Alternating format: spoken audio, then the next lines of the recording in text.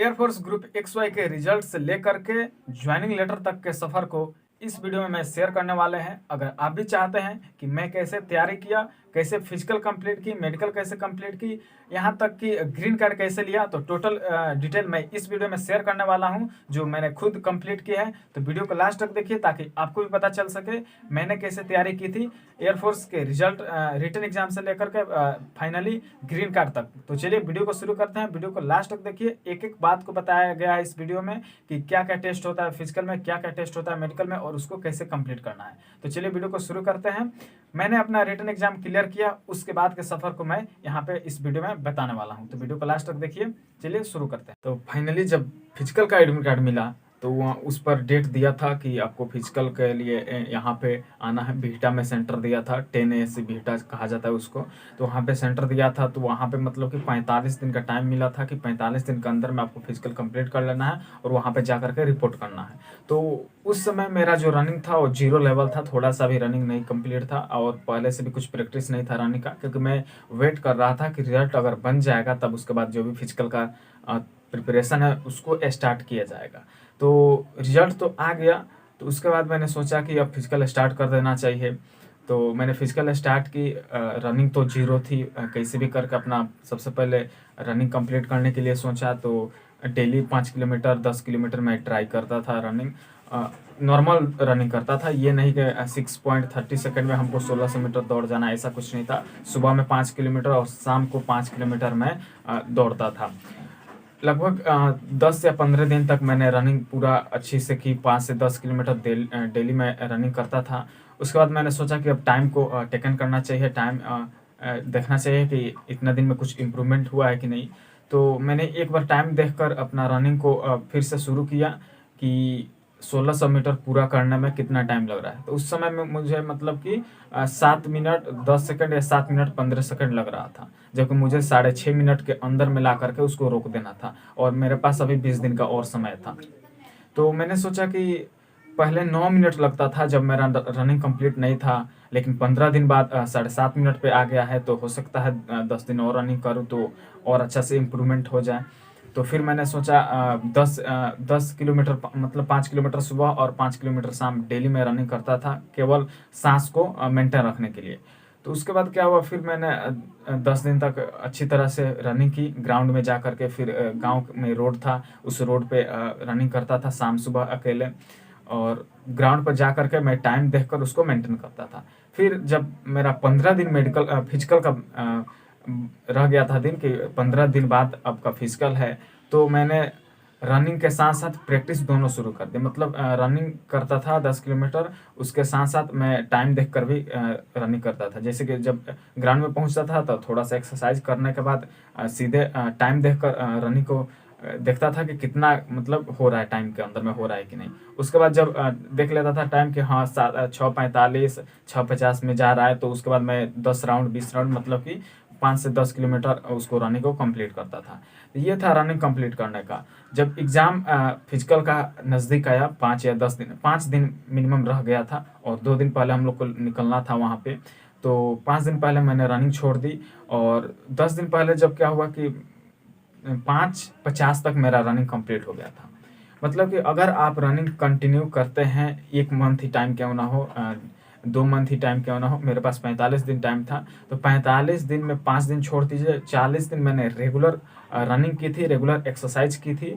तो रेगुलर करने से प्रैक्टिस अच्छी तरह से बन गई थी। प्रैक्टिस तो 5:50 तक ही बनी थी, मतलब 5 मिनट 50 सेकेंड तक मैं कंप्लीट कर लिया था अपना रनिंग, जबकि टाइम था 6 मिनट 30 सेकेंड का। तो कुछ बहुत ज़्यादा इंप्रूवमेंट हुआ था रनिंग में। तो इसके लिए मैंने रनिंग अच्छे से की, डेली 10 किलोमीटर रनिंग करते थे हम। तो और फिजिकल में जो भी और प्रोसेस होता है, पुशअप स्क्वायर सिटअप, ये सब रनिंग के बाद करता था शाम सुबह में। तो ये रनिंग का हो गया।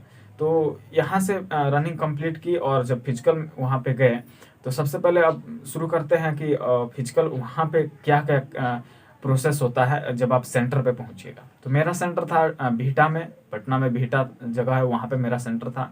तो जब वहाँ पे सेंटर पे मैं गया तो एक दिन पहले पहुँच गया था। वहाँ पे जाइएगा तो आपको रहने के लिए सब व्यवस्था है, रूम मिलता है, अलग तरह से कुछ रेंट देना पड़ता है।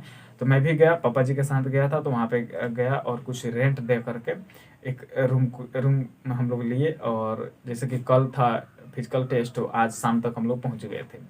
तो पूरा रिलैक्स हो गए थे, जितना था डॉक्यूमेंट्स पूरा अच्छी तरह से डॉक्यूमेंट्स को रेडी करके गया था, यहाँ से कुछ भी छूटा नहीं था। मतलब 10th 12th जितना भी आपका डॉक्यूमेंट्स है सब लेकर के जाना है। वैसे कुछ नहीं है कि ये नहीं लगा तो छोड़ देंगे, ऐसा कुछ नहीं है। क्योंकि अगर वहाँ पे पहुँच जाइएगा, अगर किसी डॉक्यूमेंट्स में गलती होता है तो आपको वहाँ से हटा दिया जाता है। तो टोटल डॉक्यूमेंट्स लेकर गया था। इसके साथ साथ जितना जीडी का टॉपिक मैं प्रिपरेशन करके गया था, लगभग 30 गो टॉपिक जीडी को एक पन्ना पर पैराग्राफ पे लिख के मैं प्रैक्टिस करके गया था, उसको भी लेकर के वहाँ गया था। सोचा कि एक दिन का टाइम मिलेगा तो उसको मैं कंप्लीट करूँगा। तो क्या हुआ कि पढ़ने का तो टाइम नहीं मिला, क्योंकि एक दिन समय था, पूरा टेंशन में थे, डिप्रेशन था कि पता नहीं क्या होगा, एक दिन टाइम है और रनिंग भी कंप्लीट नहीं हुआ। लेकिन रनिंग नहीं हुआ हम लोग के टाइम में। सबसे बड़ी न्यूज़ ये थी कि रनिंग नहीं हुआ। जब फिजिकल स्टार्ट हुआ तो वहाँ पे न्यूज़ आ गया था कि कदम ताल कराया जा रहा है, और ऑफिशियल कोई भी ऐसा न्यूज़ नहीं आया था कि आपको कदम ताल कराया जाएगा। वहाँ पे लड़के गए जो फर्स्ट बार गए थे, उनका एक बार डिसाइड हुआ कि आपको रनिंग नहीं कराया जाएगा, आपको डायरेक्ट कदम ताल करा दिया जाएगा। तो वहाँ पे कदम ताल था, तो मैं कदम ताल की भी प्रैक्टिस किया था। जैसे कि वहाँ पे बोल रहे थे लोग कि 50 कराया जा रहा है, तो मैं 100 का प्रैक्टिस करके गया था कदम ताल के लिए। तो कदम ताल होने वाला था। तो सबसे पहले जब हम लोग सुबह 6 बजे रिपोर्टिंग थी, तो 6 बजे हम लोग गेट पे गए। सब लोग लाइन में खड़े होकर के अपना एडमिट कार्ड और आधार कार्ड लिए थे। फेज 2 का एडमिट कार्ड और अपना आधार कार्ड और फेज 2 का एडमिट कार्ड में नाम और पापा का नाम पूरा स्पेलिंग मिस्टेक नहीं होना चाहिए, पूरा कंप्लीट करना होता है। तो बेसिकली आपका एडमिट कार्ड और आधार कार्ड दोनों को स्पेलिंग को मैच करके आपको अंदर एंट्री करा दिया जाता है।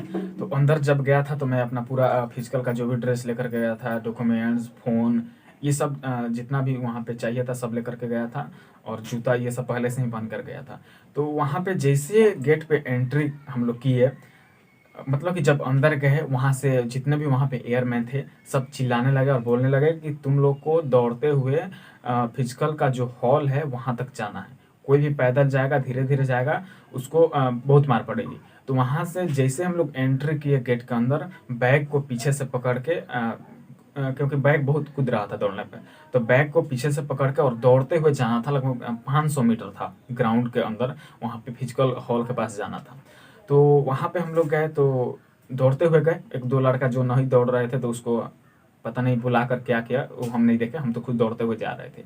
तो वहाँ तक हम लोग दौड़ते हुए गए। समझिए कि सुबह का जो एक्सरसाइज होता है, वहाँ से थोड़ा सा हम लोग का मैंने सांस लग रहा था कि अरे पहले ही दौड़ा दिया, अब पता नहीं आगे क्या होगा। तो वहाँ से क्या किया कि थोड़ा सा दौड़ाया, सबको दौड़ाया। जब हम लोग ग्राउंड के हॉल तक पहुँचे, वहाँ पे ग्राउंड में नहीं कराया जा रहा था फिजिकल, एक हॉल था जो कि चारों तरफ से खुला था, केवल बीम पे खड़ा था और छत था ऐसे करके। तो वहाँ पे हम लोग 20-20 का लाइन हम लोग को बना दिया गया। 20-20 का लाइन बना दिया गया, जो कि 2 गो हॉल में कराया जा रहा था। तो हम लोग लगभग 7-8 लाइन थे 20-20 का। तो समझ लीजिए कि लगभग 225 बच्चों का रिपोर्टिंग थी, और लगभग उसमें 5-6 अब्सेंट थे। तो ये बाद में पता चला। तो क्या हुआ कि हम लोग को बोला गया कि आप लोग को दौड़ते हुए जाना है और हॉल में खड़ा हो जाना है, अपना बैग साइड में रख के पैर के पास में। तो पैर के पास में बैग रख के हम लोग खड़े हो गए, और फिर वे लोग बोले कि जितने भी लोग हैं अपना एक बार और एडमिट कार्ड, आधार कार्ड चेक करवाइए। तो हम लोग चेक करवा दिए। उसके बाद सभी लोग 20-20 के लाइन में अच्छे तरह से खड़े हो गए। उसके बाद वे लोग बोले कि आप लोग जो भी अपना फिजिकल के लिए ड्रेस लाए हैं, उस ड्रेस को पहन लीजिए। मतलब जो भी आपको कंफर्टेबल लगे कि हाँ इस ड्रेस को मैं पहन करके फिजिकल आसानी से कर सकता हूँ, जितना भी उसमें एक्सरसाइज है उसको आसानी से कर सकता हूँ। तो जैसे कि आप स्क्रीन पर देख रहे हैं कि मेरा फिजिकल का ड्रेस क्या था, मैंने यही पहना था। एक जूता था जो कि पहले से रनिंग कंप्लीट करके गया था, उसी जूता से। आपको ये गलती नहीं करना है कि जो जूता होता है नया खरीद के जाना, ऐसा कुछ नहीं। उस जूते को मैं लगभग साल भर से पहन रहा था, और उसी को कंप्लीट रनिंग कंप्लीट करने में उसी जूता को पहना था। फिर उसी जूता को पहन करके वहाँ पर फिजिकल में गया था। तो जूता आपको जैसे दिख रहा है, उसके बाद मोजा पहन लिया, हाफ पैंट पहन लिया मैंने। ये नहीं कि आपको लूज़र पहन लेना, लूज़र फुल पहनिएगा तो थोड़ा प्रॉब्लम हो सकता है। आपको जो चीज़ पे कंफर्टेबल लगे, तो हाफ पैंट पहन लिया मैंने, वो भी लूज़र का ही था। उसके बाद ऊपर हाईनेक था, चूँकि ठंडा का दिन था, हाईनेक पहन लिया। हाईनेक के ऊपर जो आपको दिख रहा है shirt, T shirt, red colour का टी शर्ट मैंने पहन लिया। इतना पहनकर कंफर्टेबल हो गए, सब लोग पहन लिए। तो उसके बाद एक एक दिया गया, वो जो नंबर प्लेट होता है सबका अलग अलग, मतलब जो एडमिट कार्ड आपको आएगा ना फिर सेकेंड पेज, तो उस पर लिखा होता है कि आपका कितना मैंने नंबर मिला। तो मेरा जो नंबर था वो 167 था, तो 167 का नंबर प्लेट मिला, उसको लेकर के बांधना था, ऐसे कपड़ा का मिला था। तो जब नंबर प्लेट सब लोग अपना अपना बांध लिए तो एक बार काउंटिंग करवाया गया, उसके बाद बोला गया कि चलिए अब आपका फिजिकल शुरू किया जाता है। फिजिकल शुरू करने से पहले वे लोग थोड़ा सा एक्सरसाइज कराए, बोले कि थोड़ा वार्म अप हो लो, क्योंकि इतना दूर से आए हो, थकान हो सकता है। तो सबसे पहले अगर वार्म अप कर लोगे तुम्हारा जो फिजिकल होगा उसमें तुम मैंने थोड़ा तुमको प्रॉब्लम नहीं होगा। तो वे लोग थोड़ा सा एक्सरसाइज करवाए, हाथ का, पैर का, बॉडी का थोड़ा सा एक्सरसाइज करवाए, मतलब थोड़ा सा गर्मी आ गई देह में। उसके बाद क्या हुआ कि वे लोग शुरू किए। सबसे पहले बोले कि तुम लोग का कदम ताल होगा, चूंकि रनिंग होने वाले नहीं थी, कदम ताल उसी ग्राउंड में एक जगह खड़ा करा के करा देना था। थोड़ा सा डिस्टेंस बना लिए सब लोग। तो कदम ताल कराने के लिए वो लोग बताए सबसे पहले कि क्या प्रॉपर तरीका है कदम ताल करने का। तो वे लोग बोले कि देखो, जैसे कि आपको दिख रहा है यहाँ पे वीडियो में, मतलब कि कदम ताल का सही और गलत तरीका क्या होता है, वे लोग बताए उसको अच्छी तरह से। कदम ताल कराने के बाद वे लोग बोले थे कि 50 कदम ताल कराया जाता है, लेकिन वहाँ पे हम लोग को 150 कदम ताल करा दिया गया। यहाँ हम लोग एक पैर ऊपर और एक पैर नीचे करके फिर एक पैर ऊपर करने से एक कहा जाता है, लेकिन वहाँ पे वो लोग 3 के बदले 1 गिन रहे थे। तो यहाँ से हम प्रैक्टिस करके गए थे 100 का। सब लोग बोल रहे थे आपका कदम ताल होगा 50, लेकिन वहाँ पे 150 करा दिया गया।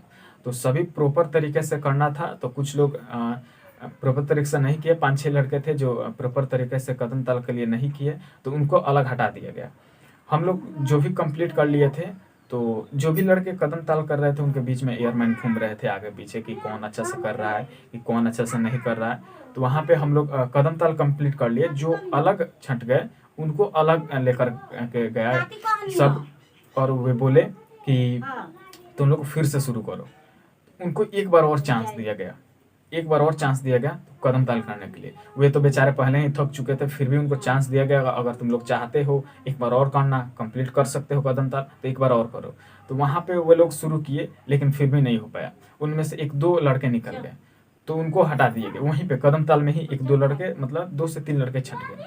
उसके बाद कदम ताल जब कंप्लीट हुआ तो वे लोग बोले कि अब आपको पुशअप करना है। पुशअप जो होता है नीचे ऐसे करके उठना बैठना, जैसे आपको वीडियो में दिख रहा है, ये पुशअप करना था। पुशअप उसमें से जो एक एयरमैन था वो अपना मतलब बिछा दिया जो भी होता है, और उस पर लेट करके पुशअप कैसे किया जाता है उसका प्रॉपर तरीका बताया कि अगर आप इस तरह से पुशअप कीजिएगा तो आपका सही होगा, और मतलब कि किस तरह से कीजिएगा तो गलत होगा। मतलब सही तरीका भी बताया, गलत तरीका भी बताया पुशअप करने का। बहुत लोग बोल रहे थे पहले से कि पुशअप में बहुत होल्ड करवा रहा है, जैसे कि 1 करके नीचे जाने पर उसको रोक दिया जा रहा है, फिर ऊपर करके रोक दिया जा रहा है। तो ऐसा कुछ नहीं था, नॉर्मल था पुशअप के लिए। और वे लोग 1 नीचे गए, फिर 2 बोल के ऊपर आ जाते थे। मतलब नॉर्मल तरीके से पुशअप कराया जा रहा था, थोड़ा सा भी इधर उधर नहीं था। 10 गो प्रॉपर पुशअप जो कर ले रहे थे उनको एक तरफ रख दिया जाएगा। फिर उसमें भी 2-4 लड़के छट गए, क्योंकि उनको पुशअप अच्छी तरह से नहीं आ रही थी, वे लोग अपने बॉडी को स्ट्रेच नहीं रख पा रहे थे। तो यहाँ से पुशअप कंप्लीट हुआ। पुशअप कंप्लीट हुआ तो उसके बाद वो लोग बोले कि स्क्वाट करना है, जैसे कि हाथ को आगे करके नीचे उठना बैठना होता है, जैसे वीडियो में आपको दिख रहा है। तो इस तरह से स्क्वाट करना होता है, 20 हुआ स्क्वाट होता है। अब स्क्वाट में क्या हुआ कि वे लोग फिर बताया कि आपको अगर इस तरह से स्क्वाट आप कीजिएगा तो आप पास हो जाएगा, नहीं तो फिर आपको हटाना पड़ेगा। तो गलत और सही तरीका बताया। बहुत लड़के थे जो पूरे तरह से बैठ जा रहे थे, तो ऐसा नहीं करना होता है, पूरा नहीं बैठना होता है। उसके अलावा हाथ का जो एंगल होता है 90 डिग्री पर रखना होता है। उसके अलावा आपको झुकना नहीं है स्क्वाट करते टाइम।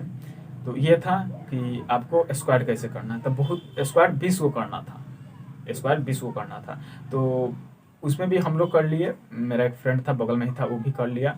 तो बात भी नहीं करना था किसी को एक दूसरे के साथ, जितना एक्सरसाइज करवाना था वो हो रहा था।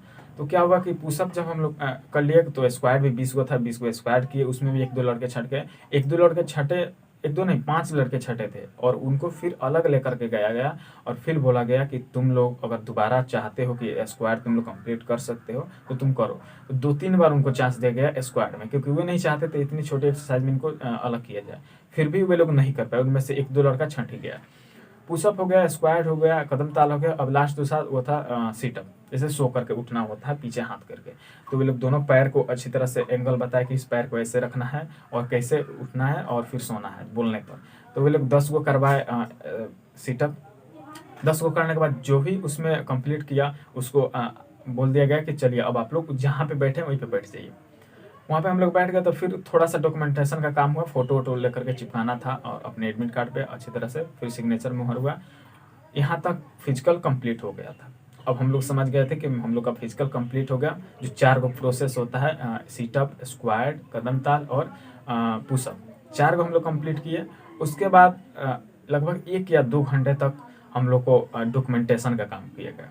मतलब कि जितना भी हम लोग डॉक्यूमेंट्स लेकर गए थे सबका 3-3, 4-4 2 कॉपी वहाँ पे जमा किया गया। सब लोग का सिग्नेचर वहाँ पे हो रहा था। सबसे ज़रूरी वही है, डॉक्यूमेंटेशन होगा तभी आपका कोई भी काम हो सकता है। तो 1-2 घंटा तक डॉक्यूमेंटेशन हुआ।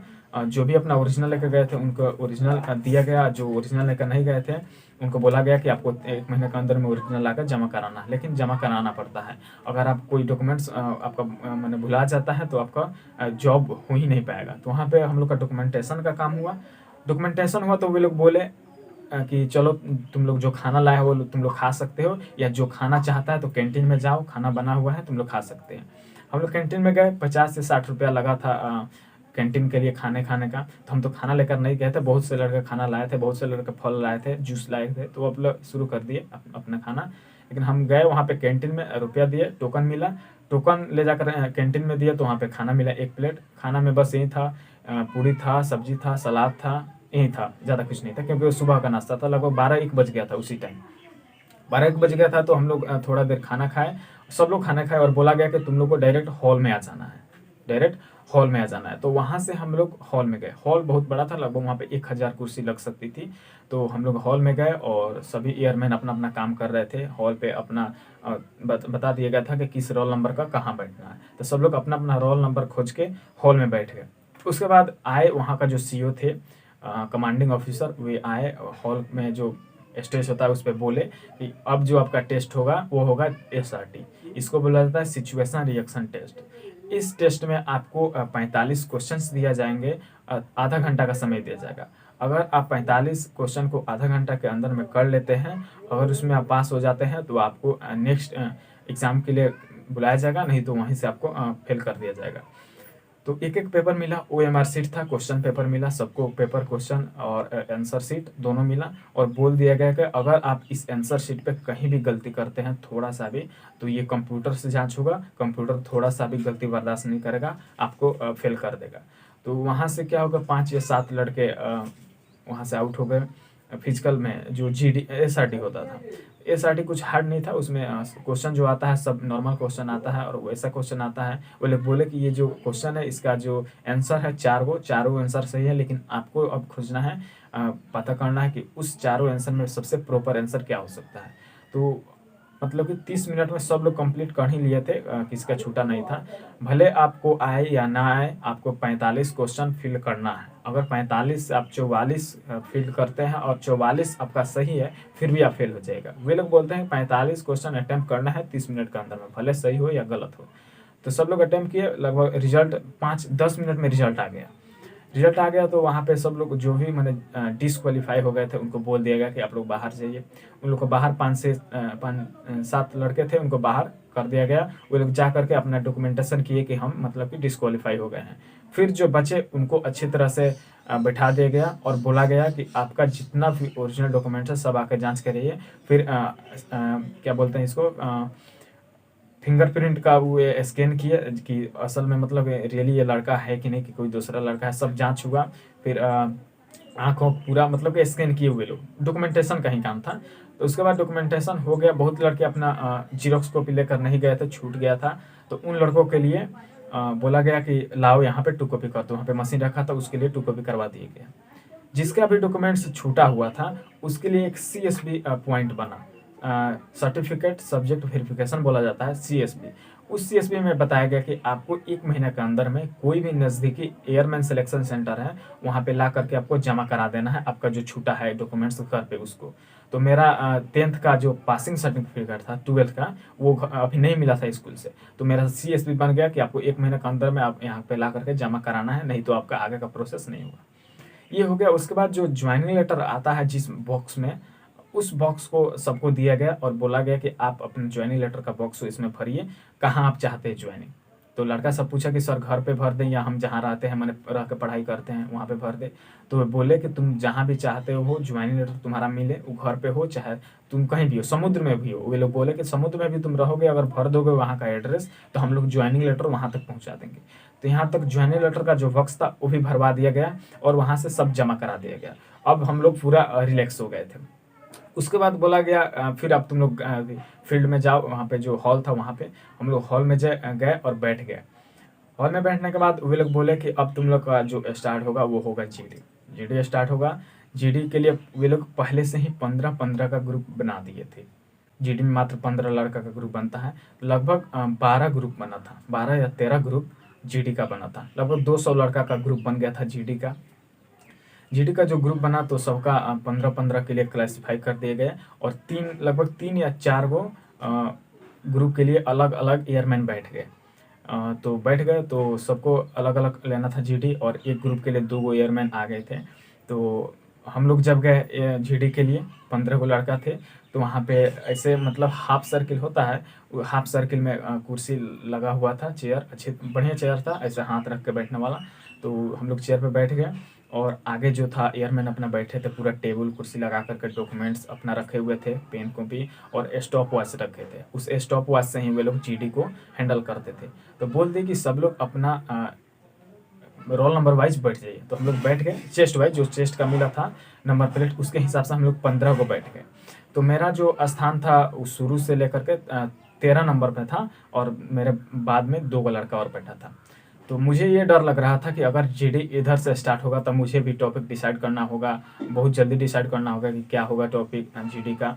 लेकिन जीडी इधर से स्टार्ट हुआ दाएं साइड से, तो मतलब मेरा स्थान 13 नंबर पे था। तो कुछ सहूलियत मिल गई कि जीडी का टॉपिक क्या हो सकता है। तो वे लोग एक एक पैराग्राफ दिए, इतना बड़ा बड़ा, और समझिए कि पूरा पैराग्राफ में लिखा हुआ था, थोड़ा सा भी जगह खाली नहीं था, पूरा पैराग्राफ भरा हुआ था। उसमें आपको हम लोग को टाइम दिया गया 5 मिनट का, और वे लोग बोले, इंग्लिश में बोल रहे थे, हिंदी में नहीं, इंग्लिश में बोल रहे थे कि आपको 5 मिनट का समय दिया गया है। 5 मिनट के अंदर में इस पैराग्राफ को पूरा पढ़ना है। पढ़ने के बाद आपको यहाँ पे जमा करा देना है। 5 मिनट में आप एक बार पढ़िए, 10 बार पढ़िए, कोई दिक्कत नहीं है, 5 मिनट के अंदर में आपको पढ़ना है। वे लोग स्टॉप वॉच स्टार्ट कर दिए। जब सबको मतलब कि मिल गया पैराग्राफ, तब स्टॉप वॉच स्टार्ट किए, तब तक 5 मिनट का समय दिए। सब लोग अपना अच्छी तरह से पढ़ लिए, और ये था कि किसी को किसी के साथ बात नहीं करना है। तो सब लोग अच्छी तरह से पढ़ के शांत बैठ गए, फिर पैराग्राफ को जमा करा दिए। फिर वे पूछे कि अगर आपका हो गया है कंप्लीट तो चलिए जीडी को स्टार्ट करते हैं। तो वे लोग बोले कि सबसे पहले सबको अपना इंट्रोडक्शन देना है अच्छी तरह से, और टॉपिक के बारे में, टॉपिक का इंट्रोडक्शन देना है, मतलब अपना इंट्रोडक्शन और टॉपिक का इंट्रोडक्शन, दोनों का इंट्रोडक्शन देना है। तो वे लोग शुरू किए दाहिने से। तो लड़का अपना अपना इंट्रोडक्शन दिया, फिर टॉपिक का इंट्रोडक्शन दिया। तो जो पहला इंट्रोडक्शन वो दिया लड़का, वो बता दिया कि ये जो टॉपिक है वो electrical vehicle versus diesel vehicle पे है। तो थोड़ा सा गाइडेंस मिल गया कि हाँ हो सकता है ये हो, और पेपर भी पढ़े थे ज़्यादा उसी के लिए हाईलाइट, मतलब वर्ड उसी का था, electrical vehicle versus diesel vehicle का। फिर सभी स्टूडेंट बारी बारी से अपना इंट्रोडक्शन दिए, टॉपिक का इंट्रोडक्शन दिए। लगभग 10वां स्टूडेंट तक आते आते यह कंप्लीट हो गया, क्लियर हो गया कि आज का जो जीडी टॉपिक है वो है electrical vehicle versus diesel vehicle पे। तो मैंने भी उसी पर बोला, ज़्यादा नहीं बोलना था, अपना इंट्रोडक्शन मात्र 30 सेकंड में देना था और 15 से 20 सेकंड तक उस टॉपिक के बारे में बोलना था। तो बस उतना ही हम लोग बोले। मिनिमम 1 मिनट एक लड़का को मिला था उस समय। तो क्या हुआ कि जब सभी लोग अपना इंट्रोडक्शन दे दिए, टॉपिक का इंट्रोडक्शन दे दिए, तो वे लोग अपना चुपचाप बैठ के लिख रहे थे, कुछ लिख रहे थे एयरमैन, जो भी लड़का बोल रहा था उसके बारे में, यस नो करके कुछ लिख रहे थे। फिर क्या हुआ कि वे लोग बोले कि अब आपका इंट्रोडक्शन हो गया, आपका जीडी का इंट्रोडक्शन हो गया, तो आप अब लोग ग्रुप डिस्कशन अब शुरू कीजिए। ग्रुप डिस्कशन शुरू करने के लिए जो भी अच्छी तरह से बोलना चाहता है बोल सकता है, लेकिन जिसको भी अगर इंग्लिश बोलने में प्रॉब्लम है तो वे मतलब कि हिंदी नहीं बोल सकते हैं। अगर थोड़ा सा एक वर्ड, जैसे आपको इंग्लिश नहीं पता है किसी वर्ड का, हिंदी पता है, तो उस वर्ड को आप हिंदी में बोल सकते हैं, लेकिन सभी को आप हिंदी में नहीं बोल सकते। इतना छूट दिया गया था कि किसी वर्ड को अगर आप हिंदी में जानते हैं, इंग्लिश में नहीं जानते हैं, तो उसको आप हिंदी में बोल सकते हैं। तो ये बोला गया, और बोला कि आप लोग डिस्कशन शुरू कीजिए। तो जैसे कि डिस्कशन में क्या होता है कि सब लोग सोचता है कि अगर मैं ज़्यादा बोलूँगा तो मेरा जल्दी सिलेक्शन हो जाएगा। बहुत लड़के थे जो अपना इंग्लिश मीडियम थे से और शुरू कर दिए थे अपना बोलना, तो ऐसा कुछ नहीं है। हमको मात्र 2 बार मौका मिला, और जब वे देखे एयरमैन कि कुछ लड़के बहुत ज़्यादा बोल रहे हैं तो उनको चुप करा देते थे कि सिट डाउन, नेक्स्ट आदमी बोलिए। अब वे लोग लास्ट में देखे कि कौन कौन लड़का नहीं बोला था, तो 2-3 लड़का था, उसमें से हम भी थे। हमको मैंने प्रैक्टिस नहीं था ज़्यादा इंग्लिश बोलने का, तो वे लोग अब बोले कि चलो अब तुम लोग बोलो। तो हम लोग को टाइम मिला तो हम लोग भी कुछ 2 या 4 लाइन तक मतलब कंटिन्यूअसली बोले। उसके बाद वो लोग बोले ठीक है आप लोग बैठ जाइए। लास्ट में क्या हुआ कि वे डिसीजन तो नहीं सुनाए, लेकिन वे लोग बोले कि आप लोग ये जो टॉपिक बोल रहे हैं ये ठीक ठाक नहीं है, और बहुत गुस्सा हो गए थे। तो हम लोग 15 को लड़का को लगा कि सब लोग एक ही टॉपिक पर बोले हैं, हम लोग का गया जीडी तो अब हम लोग से नहीं निकलेगा, क्योंकि ये गुस्सा हो गए हैं, इनको लग रहा है कि ये टॉपिक सही नहीं है। फिर भी वो लोग बोले कि अच्छा हुआ, बढ़िया आप लोग बोले जाइए। वहाँ पे हम लोग का रिजल्ट नहीं सुनाया गया। जब तक पूरा 200 लड़का का जीडी कंप्लीट नहीं हुआ तब तक हम लोग बाहर बैठे हुए थे। लगभग 1 घंटा तक हम लोग बाहर बैठे हुए थे। 1 घंटा तक बाहर बैठे हुए थे कि क्या होगा क्या नहीं होगा। अंदर से कोई आ रहा था एयरमैन और बोल रहा था कि तुम लोग बेकार कर दिया, ऐसे सिलेक्शन करोगे तो कैसे होगा, मैंने हम लोग को डरवा रहे थे। फिर क्या होगा, जब 15 पूरा ग्रुप कंप्लीट हो गया जीडी का, उसके बाद वे लोग बोले कि अपना जाइए हॉल में बैठिए। तो हम लोग चले गए, फिर दोबारा हॉल में बैठे। हॉल में बैठे तो वे जीडी का रिजल्ट सुनाए फाइनली कि किसका किसका जीडी कंप्लीट हुआ है, किसका आउट हुआ है। तो आपको बता दें कि मेरे ग्रुप में 15 लड़का थे, 15 का 15 लड़का का सिलेक्शन हो गया था। उसमें से जो भी लड़के बोले थे अच्छी तरह से बोले थे, फ्लुएंटली बोले थे और आराम आराम से बोले थे। ये नहीं थी कि तेजी में बोलना है तो सिलेक्शन हुआ, ऐसा कुछ नहीं था। तो 15 का 15 लड़का का सिलेक्शन मेरे ग्रुप में हो गया था जीडी के लिए। और सब जितने भी ग्रुप थे मात्र 1 से 2 लड़के, 1 से 2 लड़के एक जीडी से आउट होते थे। तो फाइनली 148 लड़का जीडी और जितना भी फिजिकल प्रोसेस था कंप्लीट कर लिए थे। मैंने फिजिकल कंप्लीट करने वाले 148 लड़के थे 225 में। तो ये था जीडी का। इसके बाद लगभग 3-4 बज गया था टोटल प्रोसेस होने में। टोटल प्रोसेस 3-4 बज गया तो वो लोग फिर डॉक्यूमेंटेशन का काम कराए थोड़ा सा। मतलब कि जितना हम लोग फॉर्म लेके गए थे 3 कॉपी 4 कॉपी जीरोक्स कॉपी था, सबको भरना था, पीछे अपना टोटल डिटेल देना था।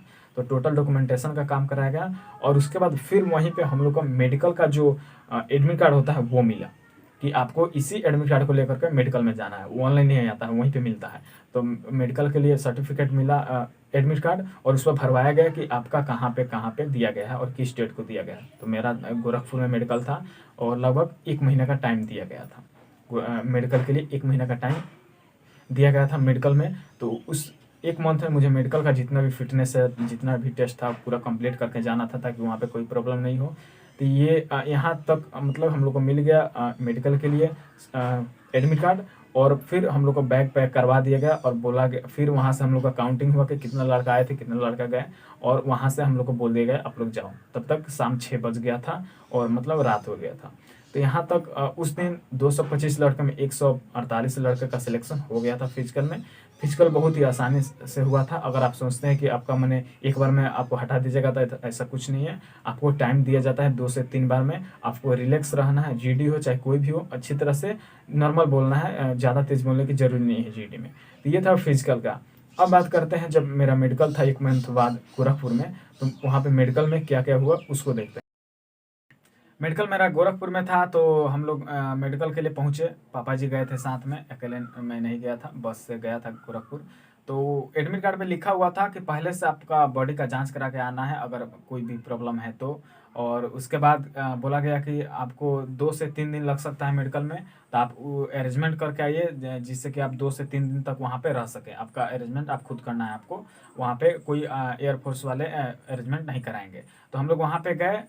17 को मेडिकल था, हम लोग 16 को पहुँच गए वहाँ पे गोरखपुर में। अपना से एक रूम लिए, रूम लेकर हम लोग वहाँ पे रुके थे 1 दिन पहले। जब हम लोग सेकेंड दिन वहाँ पे मतलब जिस दिन मेडिकल था उस दिन पहुँचे गेट पे, तो वहाँ पे हम लोग का फिर एडमिट कार्ड जो चेक हुआ, क्या मेडिकल का और आधार कार्ड दोनों चेक करके हम लोग को अंदर हम लोग को बुला लिया गया। बहुत बड़ा ग्राउंड था और फिर मेन गेट बंद कर दिया गया। हम लोग 45 का रिपोर्टिंग था स्टूडेंट का। 45 लोग हम लोग अंदर लाइन में खड़े होकर अंदर तक गए। लगभग 500-600 मीटर तक अंदर तक गए थे जहाँ पे हॉल था मेडिकल जांच का। तो वहाँ पे गए। फिर हम लोग अंदर जब हॉल में गए तो हम लोग को बोल दिया गया कि तुम लोग को मतलब 30 सेकंड के अंदर में अपना पूरा कपड़ा उतार देना है, केवल अंडरवियर पे रहना है। माला हो, हाथ में कोई भी रिंग हो, कोई भी अब मतलब जो भी आप पहने, घड़ी वड़ी सब निकाल देना है, केवल अंडरवियर पर रहना है, अंडरवियर के अलावा कुछ नहीं पहनना है। 30 सेकंड के अंदर सभी लोग जल्दी जल्दी से कपड़ा खोले, अपना बैग अलग रख दिए और हम लोग लाइन से बैठ गए। 15-15 का लाइन बना दिए गए, 3 गो लाइन, 45 का स्टूडेंट था, 3 गो लाइन बना दिया गया, सभी लोग बैठ गए। फिर एक फॉर्म दिया गया। फॉर्म में ये पूछा जा रहा था कि आपको पहले से कुछ बीमारी है, आपके डाँड में बीमारी है, आँख में बीमारी है, मतलब कि पहले से अगर आपको कोई भी प्रॉब्लम है तो इस फॉर्म में भरिए, नहीं तो अगर बाद में आपको पाया जाता है ये सब बीमारी तो आपको हटा दिया जाएगा। वो भरा गया। उसके बाद फिर बोला गया कि पहले आप कहीं फेल थे एयरफोर्स में, या पहले ज्वाइन किए थे, या किस कारण से आपका मेडिकल आउट हुआ था, मतलब टोटल डिटेल उसमें भरा जाता है। उसके बाद मेडिकल हम लोग का टेस्ट स्टार्ट हुआ। सबसे पहले वो लोग हाइट और वेट चेक किए कि हाइट कितना है, वेट कितना है, हाइट वेट चेक हुआ। उसके बाद जो 6x6 आँख का चेक होता है, 6 मीटर के दूरी पे एक इतना बड़ा बोर्ड लगा हुआ था, उस पर इतना मतलब 1 इंच से लेकर छोटा छोटा अक्षर लिखा हुआ था। सबको देखकर बताना था कि कौन अक्षर क्या है। तो वे लोग आए, एक आँख ऐसे एक पन्ना से रख दिए एक आँख पे, और दूसरा आँख से बोले कि तुमको वो पढ़ना है 6 मीटर की दूरी पे। तो वे अपने से पूछ रहे थे बताओ थर्ड लाइन में क्या लिखा है, थर्ड लाइन को पढ़ो, फोर्थ लाइन को पढ़ो, ऐसे पढ़ना था। तो जो स्टूडेंट दोनों आँख को बारी बारी से करके पढ़ लेता था उसको अलग कर दिया गया, उसका 6x6 हो गया। लेकिन जो नहीं पढ़ पा रहे थे उसको जैसे कि उस पर था कि इतना बड़ा रहेगा, तो एक ऊपर वाला 2 लाइन तो 6x6 का है, नीचे वाला 2 लाइन 6x9 का है, नीचे वाला 2 लाइन 6x12 का है। तो जो स्टूडेंट जिस तरह से नहीं पढ़ पा रहे थे उनको 6x9 और 6x12 दिया जा रहा था। तो मेरा तो 6x6 हो गया, मैं पढ़ दिया था अच्छी तरह से। इस तरह से 45 स्टूडेंट का आँख चेक हुआ। फिर कलर ब्लाइंडनेस टेस्ट हुआ, वहाँ पे एक कुर्सी पे बिठा दिया गया और हम लोग के सामने एक कॉपी दिया गया, उस पर कलर ब्लाइंडनेस का अक्षर लिखा हुआ था 12-15, उसमें बहुत से कलर था लेकिन उसमें पढ़ना था कि क्या लिखा हुआ है। तो वे जांच हुआ। उसके बाद ब्लड प्रेशर हुआ, जांच हुआ, बीपी अच्छी तरह से सब जांच हो गया। उसके बाद वे लोग ब्लड टेस्ट लिए और बोले कि ब्लड सब लोग अपना अपना दे दो। ब्लड टेस्ट हो गया। ब्लड टेस्ट होने के बाद हम लोग का ईसीजी हुआ, जो कि बहुत इंपॉर्टेंट होता है। सभी लोग जितने भी कैंडिडेट होते हैं मेडिकल में ईसीजी में ज़्यादा डरे हुए होते हैं। ईसीजी में हार्ट बीट चेक होता है कि आपका हार्ट बीट कैसा है, नॉर्मल है कि कैसा है। तो ईसीजी टेस्ट हुआ। उसके बाद रिपोर्ट उसका भी आ गया ईसीजी टेस्ट का। ये सब होने के बाद बॉडी का जांच शुरू हुआ कि आपका हाथ का एंगल कैसा है। अगर आपका हाथ का एंगल थोड़ा सा टेढ़ा है, 15 डिग्री तक हाथ का एंगल टेढ़ा है तो चल सकता है, तो हाथ चेक हुआ। फिर आपका पैर, जो नीचे पैर होता है उस पैर में नस नहीं दिखाई देना चाहिए, सिंपल खड़ा कराए। फिर दोनों पैर सट जाता है या अलग अलग रहता है, उसका प्रॉपर जांच किया गया कि अगर आपका किस तरह से पैर सटा हुआ है या हटा हुआ है तो आपको अलग कर दिया जाएगा, जैसे कि स्क्रीन पे आपको दिख रहा है। इसके बाद फ्लैट फुट चेक हुआ। फ्लैट फुट में भी अगर जिसका फ्लैट फुट था उसको अलग मतलब कॉपी पे नोट किया जा रहा था कि किसको क्या प्रॉब्लम है। ये हुआ। उसके बाद ये सब जांच हो गया। तो अब प्राइवेट पार्ट का जांच होने वाला था। तो एक पर्दा लगा दिया गया और पीछे 15 को स्टूडेंट को खड़ा करा दिया गया और बोला गया कि आप लोग का प्राइवेट पार्ट चेक होगा, इसमें आपको जो भी प्रॉब्लम है आपको इसमें नोट किया जाएगा और आपको प्रॉब्लम होगा तो नोट करके आपको रीमेडिकल के लिए दिया जाएगा। तो प्राइवेट पार्ट जांच हुआ, जिसका भी प्रॉब्लम था उसका लिख दिया गया।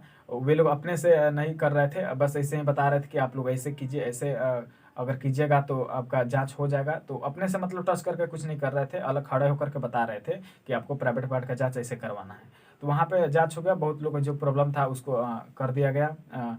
उसके बाद जो हुआ ब्लड टेस्ट हो गया। उसके बाद वे लोग बोले कि अब तुम लोग का क्या होगा, क्या बोलते हैं, एक्सरे, चेस्ट का एक्सरे करवाना था। तो वहाँ पे अवेलेबल नहीं था सिस्टम, तो हम लोग को एयरफोर्स के हॉस्पिटल में लेकर के ले जाया गया। हम लोग बस में बैठे, एयरफोर्स का जो बस था उसमें हम लोग बैठे पूरा 45 स्टूडेंट, और वो बस लेकर गया हम लोग को एयरफोर्स हॉस्पिटल में। वहाँ पे हम लोग का चेस्ट जाँच हुआ। वहाँ पे जांच हो गया तो वहाँ से रिपोर्ट कल आने वाला था, तब तक फिर हम लोग वापस आए। उसके बाद हम लोग का दांत का जांच हुआ कि दांत क्या है, दांत आपको टूटा हुआ नहीं होना चाहिए या दांत में कोई प्रॉब्लम नहीं होना चाहिए, कैविटी नहीं होना चाहिए। और उसमें आपको दांत को 22 पॉइंट मिलता है। अगर 22 पॉइंट में जैसे अगर दांत आपका 2 गो टूटा है तो उसमें अगर 2 गो पॉइंट खत्म हो जाएगा। दांत सड़ा हुआ है उसमें भी पॉइंट काटा जाता है। तो मेरा 4 गो दांत खराब था जिसको मैं भरवा करके गया था, उसको फिल करा कर गया था, तो मेरा 3 गो पॉइंट कट गया। 22 में मुझे 18 पॉइंट मिले थे दांत में। तो आपको अगर दांत में प्रॉब्लम है तो आपको पॉइंट काट दिया जाएगा। मिनिमम आपको 14 पॉइंट होना चाहिए दांत में। दांत चेक हो गया, उसके बाद आँख भी चेक हो गया, फिर बॉडी पूरा चेक हुआ कि बॉडी में कहीं दाग, आपका दिनाय या कोई भी मतलब चर्म रोग नहीं है, तो बॉडी पूरा चेक हो गया। फिर आपका बॉडी स्ट्रेट खड़ा होना चाहिए, थोड़ा-सा भी झुका नहीं होना चाहिए, उसको भी जाँच किया गया। जो लड़के थोड़े झुके हुए थे उनको नीचे सुता करके उनके पीठ के नीचे हाथ लगाकर चेक किया जा रहा था कि आपका माने बॉडी स्ट्रेट है कि कैसा है। बॉडी जाँच हो गया। उसके बाद वो लोग बोले कि आप लोग को आराम करना है थोड़ा देर। नाश्ता आया, नाश्ता खरीद के खाना था, पानी ये सब। तो हम लोग नाश्ता किए, फिर हम लोग बैठे थे। फाइनली तुम लोग को कल बताया जाएगा कि कौन मेडिकल फिट है, कौन मेडिकल अनफिट है। तो जितने भी डॉक्टर उस दिन थे सब लोग नॉर्मल डॉक्टर थे, जूनियर डॉक्टर थे, वे लोग केवल चेक कर रहे थे और नोट कर रहे थे कि किसका क्या प्रॉब्लम है। कल होकर के सीनियर डॉक्टर आए और जिस भी स्टूडेंट का जो प्रॉब्लम था वे बारी बारी से बुला करके देखे और अपने हिसाब से देख कर बताए कि किस लड़के को क्या प्रॉब्लम है, ये फिट है कि अनफिट है। उसके बाद मेरा थोड़ा यहाँ पे थोड़ा सा एक दाग था जो बचपन से ही था, तो वे लोग लिख लिए थे। हमको डर था कि हो सकता है कि मुझे अनफिट कर दे, लेकिन सीनियर डॉक्टर कल आए तो बोले कि नहीं, इससे कुछ नहीं होगा, तो हमको फिट कर दिया गया। कल होकर के फिर हम लोग वहाँ पे पहुँचे, तो फिर वैसे ही हम लोग को बोला गया कि इंटरव्यू पे आ जाना है। हम लोग वैसे हो गए, फिर हॉल में बैठ गए। उसके बाद क्या हुआ कि सबका एक बार रिपोर्ट देखिए डॉक्टर साहब, सीनियर डॉक्टर देखे और सबको बोल दिए कि कितना को ग्रीन कार्ड देना है, कितना को रेड कार्ड फिट कर दिए। फिर हम लोग को 2 भाग में अलग-अलग बैठा दिया गया और मतलब कि 20 लड़के अलग और 21 लड़के अलग बैठ गए थे। तो लग रहा था कि हम लोग को अलग कर दिया तो हम लोग को ग्रीन कार्ड नहीं मिलेगा, रेड कार्ड मिलेगा, लेकिन ऐसा नहीं हुआ। जो लोग को हम लोग से अलग बैठाया गया था उस सबको रेड कार्ड मिला और हम लोग को ग्रीन कार्ड मिला। Green card finally medically fit का एक कार्ड होता है। अगर आपको फाइनली आप मेडिकली फिट हो जाते हैं तो आपको ग्रीन कार्ड दिया जाता है, और अगर मेडिकली अनफिट होता है तो री मेडिकल दिया जाता है। और 20 से 25 दिन के अंदर में आपको जो भी पॉइंट मिलता है कि इसमें आपको दोबारा आकर जांच कराना है, जाकर कराना होता है, ताकि आपका कोई भी प्रॉब्लम हो तो 20 दिन के अंदर में सॉल्व करा लीजिए और फिर जाकर के आपको रिपोर्ट करना है। फिर दोबारा जाँच होगा और जाँच होने के बाद में आपको वहाँ से फिट कर दिया जाएगा, अनफिट है तो अनफिट कर दिया जाएगा। ये सब जाँच हुआ। ब्लड रिपोर्ट हम लोग का आ गया कल होकर के। ब्लड में कितना हीमोग्लोबिन है, कितना शुगर है, शुगर जाँच हुआ। ब्लड में जितना कुछ होता है ब्लड से रिलेटेड टोटल जाँच हुआ। इसके बाद जो डीएनएस होता है नाक का जाँच हुआ। नाक में जो एक यहाँ पे हड्डी होता है अंदर, उसको डीएनएस बोला जाता है। वो प्रॉब्लम बहुत से स्टूडेंट को होता है। सबसे ज़्यादा प्रॉब्लम डीएनएस में होता है, ईसीजी में होता है। तो अपने नाक को अच्छी तरह से रखना है, अगर थोड़ा सा भी चोट लगेगा तो आपको डीएनएस हो सकता है। तो डीएनएस का जाँच हुआ। इसके बाद कान का जाँच हुआ। कान में क्या हुआ कि कान में थोड़ा सा फैक्स नहीं होना चाहिए, कान को साफ करा के जाना है। कान में लाल कुछ नहीं होना चाहिए, नॉर्मल पूरा अच्छी तरह से कान होना चाहिए। ये सब हुआ। उसके बाद वे लोग हियरिंग टेस्ट के लिए ले गए। मतलब कि हियरिंग टेस्ट होता है कि आपको 6 मीटर की दूरी पे खड़ा करा दिया जाता है, मुंह पीछे करके, और वे लोग पीछे से बोलते हैं पूरा आराम से, व्हिस्पर करके बोलते हैं, साए साए करके बोलते हैं, और थोड़ा सा वर्ड बोलते हैं ए बी सी डी या 5 10 15, थोड़ा सा मतलब लो आवाज़ में बोलते हैं, और आपको उसको सुन करके बताना होता है कि आप लोग क्या बोले। तो हियरिंग टेस्ट हुआ। हियरिंग टेस्ट होने के बाद में उसमें भी हम कंप्लीट कर गए। तो फाइनली इतना सब टेस्ट हो गया मेडिकल में। इतना टेस्ट होने के बाद वे लोग बुलवा रहे थे, कुछ अपना इंट्रोडक्शन दो, ऐसे कुछ बोलो ताकि पता चले कि आवाज़ में भी कोई प्रॉब्लम नहीं है, ऐसे करके। तो ये हो गया मेडिकल टेस्ट में। इतना सब टेस्ट फाइनल होने के बाद में कुछ टेस्ट है जो हमको याद नहीं आ रहा है, लेकिन जितना भी इम्पोर्टेंट टेस्ट है हम सब बता चुके हैं। तो ये टेस्ट था मेडिकल में। इतना टेस्ट मेडिकल में हुआ, हम लोग को ग्रीन कार्ड फाइनली मिला। और उसके बाद वे लोग बोले कि अब आप लोग का जितना काम था कंप्लीट हुआ, अब आप लोग घर जा सकते हैं। और घर जाने के बाद अभी भी आपको सेफ रहना है। ये मत सोचिएगा कि आपका ग्रीन कार्ड मिलेगा तो आपका ज्वाइनिंग होगा, ऐसा कुछ नहीं है। आपका ज्वाइनिंग टाइम एक बार और मेडिकल होगा। तो अगर आप बढ़िया से रहते हैं तो आपको कुछ नहीं होगा, तो आराम से ज्वाइनिंग कर सकते हैं। लेकिन अगर फिर यहाँ से जाने के बाद कहीं बाइक चलाया, खेल क्रिकेट ऐसे खेलने के बाद कुछ हो गया, अगर दोबारा जाँच होगा तो आपको अनफिट कर दिया जाएगा, आपका ज्वाइनिंग नहीं होगा। तो वो लोग इतना समझाए और बोले आप लोग घर जा सकते हैं। अब आप लोग को इंतज़ार करना है ज्वाइनिंग लेटर का, जो PSL आता है। फिर क्या हुआ कि हम लोग का डेट आया कि 30 अप्रैल को, चूँकि फरवरी तक मेरा कंप्लीट हो गया था मेडिकल। अब 30 अप्रैल को आने वाला था PSL। PSL provisional selection list होता है। उसमें जो भी स्टूडेंट का नाम आता है वे लोग मेडिकली फिजिकली फिट होते हैं, उनके लिए नाम आता है। और उसमें बताया जाता है कि आप किस चीज़ में फिट है या अनफिट है। डॉक्यूमेंट्स में फिट है तो उसमें फिट आएगा, मेडिकली फिट है फिट बताएगा, अगर किसी भी चीज़ में अनफिट है तो उसमें अनफिट देता है। तो प्रोविजनल सिलेक्शन लिस्ट आ गया। 30 अप्रैल को नहीं आया, कोरोना के चलते उसको 1 मंथ लेट कर दिया गया, मई में आ गया। 30 अप्रैल को नहीं, 30 मई को आया PSL लिस्ट, तो उसमें मेरा नाम था। अब सबसे इम्पोर्टेंट ये होता है कि PSL में अगर आपका रैंक अच्छा होगा तब आपका ज्वाइनिंग अच्छी तरह से हो सकता है। जिस स्टूडेंट का रैंक ज़्यादा होता है उसको छांट दिया जाता है, क्योंकि वैकेंसी ज़्यादा नहीं होता है इसीलिए। तो मेरा रैंक 2800-2700 के करीब था। अगर आपका रैंक 3200 के अंदर में है तो आपका ज्वाइनिंग फिक्स है, आराम से ज्वाइनिंग हो जाएगा। तो मेरा जो रैंक था वो 2800 के करीब था, तो PSL में रैंक पता चल गया। उसके बाद जब फाइनली मेरिट लिस्ट आता है, जिसको इनरोलमेंट लिस्ट बोला जाता है, उस लिस्ट में जो भी स्टूडेंट का ज्वाइनिंग करवाना होता है उसका नाम आता है। तो उसके लिए डेट बताया गया कि PSL से 1 मंथ बाद आपका आएगा इनरोलमेंट लिस्ट। लेकिन अभी तक इनरोलमेंट लिस्ट नहीं आया है। कारण यह है कि वे लोग अभी तक पोस्टपोन करते आए हैं। समझ लीजिए कि जून से लेकर के जुलाई, अगस्त, सितंबर, अक्टूबर आ गया और अभी तक इनरोलमेंट लिस्ट नहीं आया है। मतलब ये कि अभी वे लोग कोई भी प्रॉपर कारण नहीं बता रहे हैं कि क्या कारण है। वे लोग इतना बता रहे हैं कि आपका डिले चल रहा है, तो आपका ज्वाइनिंग लेटर आएगा, थोड़ा वेट कीजिए, अपना जीमेल चेक करते रहिए, ऑफिशियल वेबसाइट चेक करते रहिए। तो बस ये था मेरा रिटन एग्जाम से लेकर के पूरा मेडिकल और ग्रीन कार्ड लेने तक का सफ़र। और अभी तक आने वाला है मेरा ज्वाइनिंग लेटर। अगर इनरोलमेंट लिस्ट आ जाएगा, इस मंथ में आने वाला है, हो सकता है आ जाए, तो फाइनली ज्वाइनिंग हो जाएगा। तो नेक्स्ट वीडियो में मैं बताऊंगा कि मैंने ज्वाइनिंग कैसे हुआ, क्या क्या लेकर के जाना है, कहाँ पे ज्वाइनिंग है, इस सब वीडियो में बताऊंगा। लेकिन अभी तक बस इतना बताना हम बताए हैं कि मेरा रिटन एग्जाम कैसे क्लियर हुआ, फिजिकल कैसे क्लियर हुआ, मेडिकल कैसे क्लियर हुआ और ग्रीन कार्ड कैसे मिला। तो यहाँ तक हो गया। आपको प्रूफ चाहिए ग्रीन कार्ड, तो आप देख सकते हैं स्क्रीन पर आपको ग्रीन कार्ड दिख रहा है, ये मेरा ग्रीन कार्ड है, ये हमको मिला मेडिकली फिट के लिए। तो ये हो गया मेरा पूरा प्रोसेस शुरू से अंत तक। अब मुझे बस इंतजार है तो ज्वाइनिंग लेटर का। ज्वाइनिंग लेटर आएगा, ज्वाइनिंग हो जाएगा, तो नेक्स्ट वीडियो में हम लोग उससे रिलेटेड बात करेंगे। तो बस यही बताना था। वीडियो अच्छी लगी तो हमारे चैनल को सब्सक्राइब जरूर करें, और इससे रिलेटेड कोई भी डाउट हो तो कमेंट कीजिए, ताकि हम आपको अच्छी तरह से बता सकें। क्योंकि हम भी मेडिकल या फिजिकल से पहले बहुत से वीडियो देखे थे, और वो सब वीडियो ऐसे ही स्टूडेंट का था जो क्लियर करके गए थे, तो वो सब वीडियो बहुत ही हेल्पफुल रहा था। तो हम भी ऐसा वीडियो बनाए हैं ताकि इससे रिलेटेड और सभी स्टूडेंट हो जो तैयारी करना चाहते हैं और उनको कोई भी प्रॉब्लम हो तो वीडियो देखकर सॉल्व हो जाए।